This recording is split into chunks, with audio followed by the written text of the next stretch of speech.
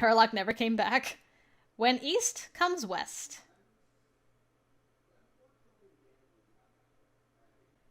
There was a distinct chill in the air this morning, and the clouds, rather than lazily float about, were darting across the sky at a rapturous pace. The cold wind served as a sign that we were delving further into autumn. Do you have your ring with you, my lady? Of course I do, Pendleton. You have your handkerchief as well, I assume? Not to worry, it's right here. I'd also ask that you take this water with you. I pray this is enough to last you the day. Thank you. And do not expect the treats I'm sending with you this time to become routine.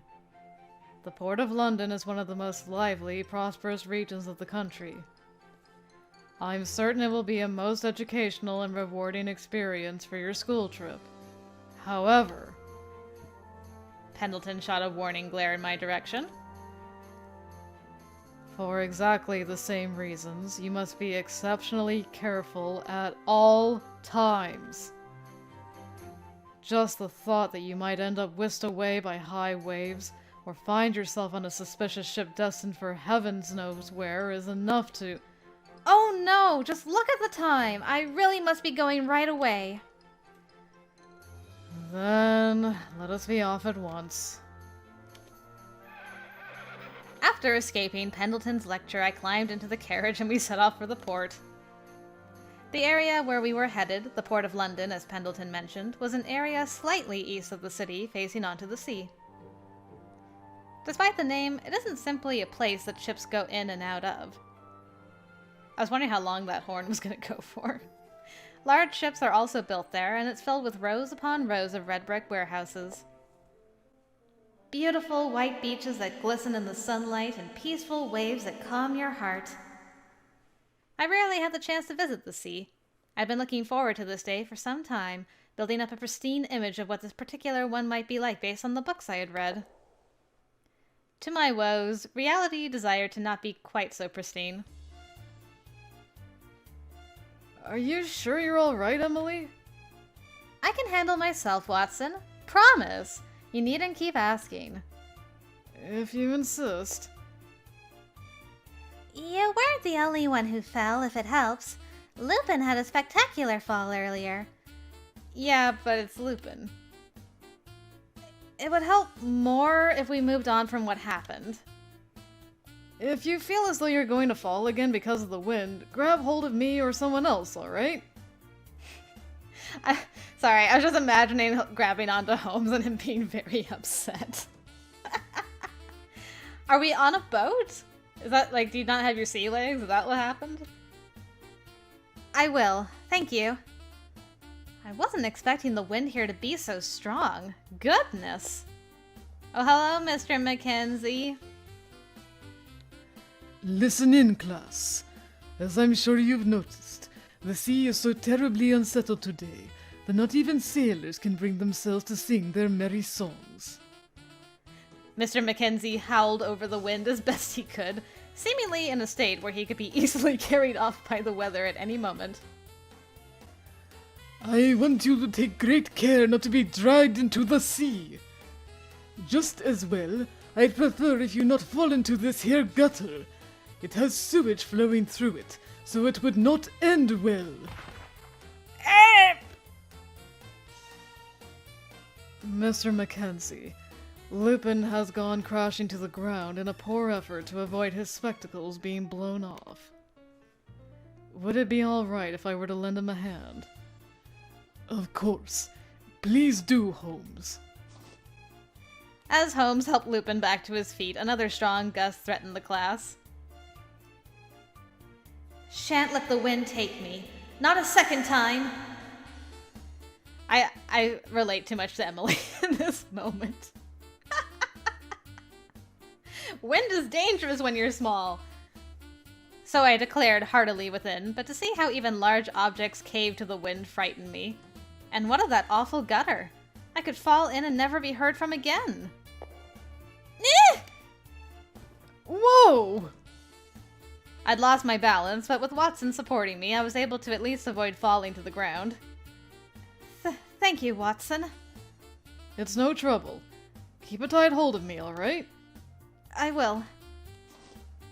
I still felt a bit unsteady on my feet, and before I knew it, I was clinging to Watson's arm with a strength I never knew I had. Oh, Watson, you dog. Yeah. I do apologize for this, Watson. I declared I could handle myself, but here I am. No! Nonsense, Emily. You're smaller and lighter than me. I should say, it's smart for you to be anxious. You haven't a thing to fear so long as you're with me. I'll support you. That's very sweet of you, Watson. The wind was continuing to wrap upon us with all the ferocity of a hurricane. Yet to see the assistant's smile brought to me a second wind of relaxation. A moment, Holmes. Yes, Miss Marple.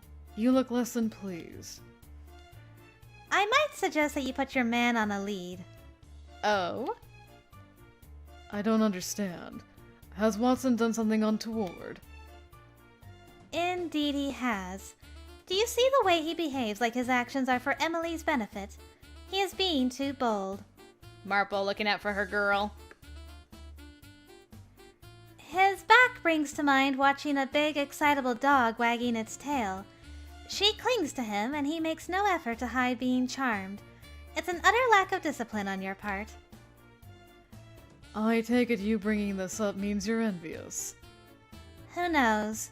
I'm certainly not happy about it. Everybody just wants Emily. In due time, the weather made to ease itself, and I was finally able to stand without assistance. Thank you again, Watson. I'm so glad you were there for me. You don't need to thank me. I was just, I was happy to have you rely on me. Pardon? Never mind. All of us students having calmed down, Mr. Mackenzie once more opened his mouth to speak. Now, the Port of London has a large number of ships from abroad docked in it. Most ships come here legally, but there are some that come here smuggling such goods as illegal drugs and expensive tea. In recent years, there have been cases of not only illegal substances being smuggled into the country, but people as well. It's become quite the conundrum. Sir, Jack appears to have wandered off in the direction of that steamship. Does he have permission to do that? Lupin was right. Jack's eyes were fascinatedly fixed on a ship rocking in the waters and, somewhat stealthily, had slowly edged himself closer to it. Hi, Jack. It's massive. Wait right where you are, Mr. Millers. Everyone needs to stay together on class trips. You mustn't go wandering off on your own. Please. Poor Mr. Mackenzie. As we walked from the harbor towards the warehouses, a certain ship had caught my eye also. I wonder what kind that one is. In amongst all the other ships docked on the bay was one that appeared unusually worn. Is something the matter, Miss Whiteley? Why have you stopped walking? It strikes me as suspicious. That couldn't be one of the smuggling ships Mr. Mackenzie mentioned, could it? Wait, Emily! Where are you going? God help me. She's hopeless. Come, Watson. We're going after her. Right! If you're not back within 10 minutes, I'll let Mr. Mackenzie know the situation. Not to worry. We'll be back well before then. I'll believe that when I see it. I would be quite astonished if you returned with her before those 10 minutes are up. Having approached the suspicious ship as close as I felt comfortable, I then hid out of the way and surveyed it from afar. People were disembarking in large numbers before my eyes, carrying goods off the ship with them. What worried me was that a number of them didn't seem to be in very good health. As if they barely had the energy to spare, they were collapsing or sitting on the ground as soon as they reached dry land. I feel like I should be calling a doctor more than Scotland Yard. Where on earth could this ship be from? So many of them have black hair. My mind was churning as I observed. I was startled by two faces popping before me. Their appearance was so unexpected that I hadn't much time to react with anything more than a pitiful cry. Finally! I've been waiting for you two! Yay! All right, whole crew. Well, we haven't met Miss Hudson yet, but almost the entire crew. I don't know who's who. Who is she? She seems to have been watching us. Looks like an ordinary girl to me. Well, ordinary as far as here, I'm sure. Never seen a real blonde-haired, blue-eyed beauty in my life. I've no idea what they're saying. What language is that? Before me was a petite boy with chestnut hair, staring at me with eyes as generously large as his grin. Next to him stood a slender, silver-haired boy wearing spectacles. Far from the gaiety of his partner, he gave me the immediate impression of being a cautious sort. And whatever language they were speaking, I wasn't familiar with a single word of it. She has blonde hair and blue eyes, yes, but I think it premature to be declaring her a beauty. So you say, but I'd wager you thought she's a fine sight for sore eyes the second you spotted her. If you think such a mundane idea would even cross my mind with circumstances as they are, then you don't know me very well. What could they be talking about? They couldn't be talking about how to get rid of me now I've witnessed them sneaking into the country, could they? To add fuel to the fire of my worries, the silver-haired one had a foreign weapon at his waist. Was I to be on the receiving end of that? To suspect this alone made me gulp.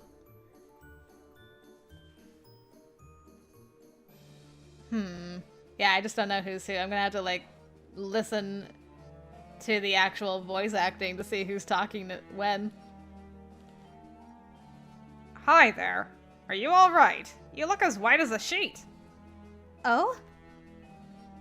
Well, that I understood well enough. What a shock. You know English? Sure do. I can hold a conversation as well as the next. Did you see that? She understood me. She understood me, Ken-chan. I did, yes. More importantly, how many more times must I tell you to stop calling me Ken-chan before you understand that? Ken-chan? There isn't a soul alive who would treat me with the proper respect upon hearing that juvenile nickname, and that will not do. Start calling me Akachi. Immediately. Oops. Sorry, Kachi. Old habits die hard. I'll expect you to rein in those habits with more care in the future. So, who might you be? Oh. The silver-haired boy began speaking in equally fluent English, surprising me yet again. Have you some business with our ship or someone on it? We could hardly help but notice you've been watching it for a time now. Well, if I lie here and they notice, they'll surely waste no time tossing me into the sea. No, anything but the sea. All those fish could eat me, and the sewage. I can't bear to think of the gutter at a time like this. Let's look at you. Those feathers, man. You look great. Lest there be any misunderstanding, I would note we arrived here legally after fulfilling all conditions required under the law. Will you stop staring at us as though we were criminals? So you are, allowed to be here? This I came to realize immediately was an incorrect way to word my concern. Alright, let me look at you. You also look great. Love your hat. Of course we are! Your country opened its doors to us! What a lousy thing to say to someone you've just met. I hope all English people aren't as rude as you. Be calm, Kobayashi. But it's rude, Ken-chan! No buts. And need I remind you that I told you to call me by my proper name? This is the reality of being Japanese in the modern world. As long as we're in this country, we must know our place. Japanese must mean you're from Japan. I think. Well done, Emily. Now that I was able to calm down and think properly, I realized there being a country in the Far East that commonly referred to England as Engelsch.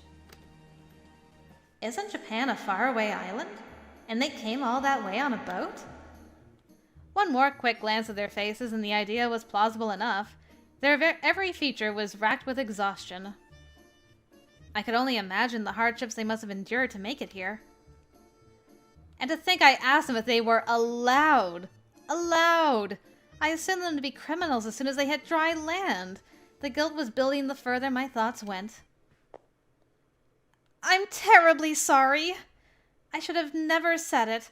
Oh, it was awful of me. I just received a lesson on smugglers and those entering the country illegally. I let my imagination run wild, I suppose. A lesson? Are you a student? Yes, I am. A woman and a student. Then you must be of noble birth, if I'm not mistaken. Yes, that's right. My name is Emily Whiteley. It is a pleasure to meet you.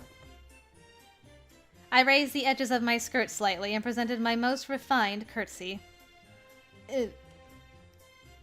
Wow! So this is how they greet each other in the West. It's so elegant. Why, thank you. Unlike his smaller companion, the bespectacled boy continued staring in silence. I've perhaps not done something more to insult you, have I? No, not at all. Don't mind him. He's struck dumb by how pretty you are. That's enough from you. Still, you've given your name. It's only proper we give ours. I am Kenichiro Akechi. The noisy one with me is Seiji Kobayashi. Well then, Kobayashi and Ken-chan, it's lovely to meet you. That's us! Good to meet you. She doesn't immediately start calling him Ken-chan. That's my girl. I believe I introduced myself with my full name. How did you pick that up? I don't recall using it. Was that not it? I thought I heard the word being repeated towards you earlier. Ahem. Be that as it may, I would rather you called me by my surname, Akechi. Well, I'm friends with two other guys who also want to be called by their surname, so no problem. Oh? Is there a special reason, perhaps? Well, that's because... Because over in Japan, using someone's first name means you're very close with one another. He'll go beat red in the face if he hears his name coming from a girl. Stop making up falsehoods. I simply want to be treated with respect by those around me. Kencha Akechi wasted no time in rejecting Kobayashi's theory. I've gotta say, Engelsch is so progressive. It never occurred to me that women would be studying alongside men here. Does everyone study together? Yes, I suppose we do. I'm a student in the detectives course at Harrington Academy. There are both boys and You lot, out of our way! What's happened? Run! Scotland Yard will be here any minute. Leave the goods, we need to save our own asses! A large group of men begin piling off the ship next to Akechi and Kobayashi's, each of their faces filled with desperation. I thought as much. There is something to be said for Engel's police force to be this widely feared. What? Ah! I jumped up in surprise at the yelp from beside me. Damn it all! Out of our way! Now! The men continued scrambling away from their ship, kicking cargo haphazardly out of their way as they did. That wasn't the only thing they were kicking away to and fro.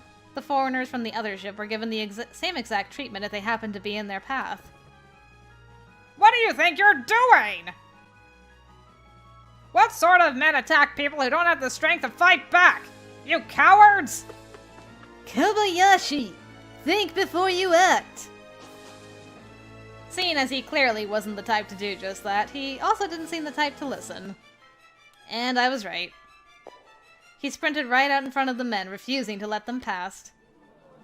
Stand aside, brat, unless you want to end up swimming with the fishes. Try it if you dare, but you'll be the ones taking a swim. His words were menacing, but the size difference between the petite boy and the Englishman were readily apparent. They looked like they could knock him aside with ease. I don't know there's anything I can do. At this rate, he'll... I suppose I'll need to step in. Akachi grasped the weapon at his waist. Stay here, miss. Akachi! He ignored me and followed in Kobayashi's footsteps, jumping before the men. Oh yeah! You have a slingshot! Amazing! I love these two. Sorry, Akachi, but you'll have to save the lecture for another time. The two of them stood with their backs to one another. In Akachi's hands was his sword, whilst Kobayashi wielded a slingshot. They've got no idea how much suffering we've endured to get here. That still isn't a good enough reason to lash out at them. Aren't you frustrated to have this happen first thing? If I weren't, would I be standing here with you? Akachi initially carried a look of resignation, but after adjusting his spectacles, his gaze sharpened. He returned his hand to his sword. You're to assist me, Kobayashi. Got it! You'll be crying to your bleeding mummies after we finish with you! The men raised their knives and charged at the boys. They were hoping for a swift defeat before fleeing. You'll be the ones crying when we've routed the lot of you! I'll leave those I don't manage to defeat to you. That suits me! They then shot into motion. Akachi's blade cleaved in a sideways arc before him. Gah! Gah! The smugglers fell to the ground one by one. Each of their faces were etched with disbelief. What? What did I just see? Akachi's counterattack was so swift I had to strain my eyes to convince myself of what was happening. He waited for his opponent to attack, then just before they could, he was right before them and ready to strike. Seizing the opening, the hilt of his blade would make contact with their abdomen, the back of their neck, or other similarly exposed parts. By the time his blow had connected with his opponent, he was ready for the next. His movements were simply too fast for any of the smugglers to keep up with. My! This is more akin to dancing than fighting. Even standing a fair distance away and having a clear view of the action, I could only just avoid losing sight of him. His attack struck with such force that the majority fell to their knees in agony, rendered unable to move. There were a few who endured the pain for long enough to rise to their feet, but they were not prepared for this. Gah! Damn you! Wish we could make this easier on you, but we ate all the beans and seeds we had during the trip here. You'll have to make do being pelted with stones. Gah! These men, too, were quickly sent flying back to the ground by Kobayashi's slingshot. Together, the two of them made a perfect team, with Akachi serving as the vanguard and Kobayashi assisting him. It took little time between them for all of the smugglers to be at their complete mercy. Bloody hell! Who are you? We have no names to give to the likes of you. Akachi gently slid his weapon back into its sheath. His stance was so elegant that he wouldn't have looked out of place at a high-class social gathering. I'm stunned. They fought so many men without any outside help. Effortlessly at that. We did it, Akachi! Kobayashi ran joyously over towards Akachi, and with that timing, more were to join us in our celebration. Miss Whiteley! Two of my schoolmates arrived to see to it that I was well. Holmes! Watson! Truly you are a marvel. Did Mr. Mackenzie not warn us against wandering off alone? I fear your brain will be the one puzzle I'll never be able to solve. Not that I want to. Mm-hmm. I hope you two haven't fretted too much over me. You've not been searching for me all this time, have you? Really, I didn't intend for there to be so much fuss. Oh, there was no fussing at all, I assure you. Your actions are always so unpredictable, they inspire incredulousness more than worry. There's no need to hide your relief. Just say you fuss plenty. You were worried she'd become caught in something after all Mr. Mackenzie said earlier. I certainly was. Bah. Speaking of which, what's all this about? Holmes's eyes were focused on the veritable sea of collapsed smugglers. A large group of smugglers were trying to flee when two boys from Japan to the east decided to stop them.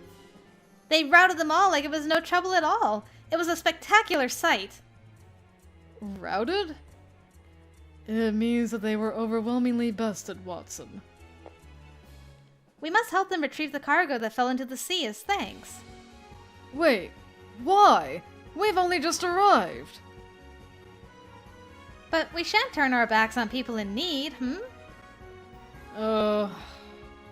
We're in for the lecture of the century from Mr. Mackenzie when we get back. Still, I can't say I disagree. Let's get helping. I see a few injured people over there. I'll ask if there's anything I can do for them. I don't have a choice in this, do I? Thank you, dears. Together, we assisted in retrieving the cargo the smugglers had knocked into the sea back to dry land. Watson, meanwhile, did his part in giving treatment to those who possessed injuries, however small they happened to be. Upon the yard's arrival, who had been informed of the smugglers' presence, the smugglers were left with no other position but to be taken into custody. We're in your debt for your assistance in this matter. That gang's been a nuisance for quite some time. They've made a name for themselves bringing drugs into the country, but known as they were, we could not catch hide nor hair of them. So when someone from that ship that arrived in the country reported they'd been seen, we thought it must be some mistake. But thanks to the three of you, they evade capture no longer. Well done. He's making it sound like we were the ones who did the work.